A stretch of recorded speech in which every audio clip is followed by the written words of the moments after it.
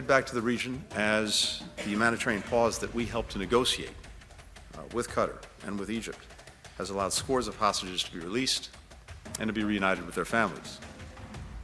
We're surging humanitarian assistance into Gaza to make sure that its people have what they need to get by. Looking at the next couple of days, we'll be focused on doing what we can to extend the pause so that we continue to get more hostages out and more humanitarian assistance in.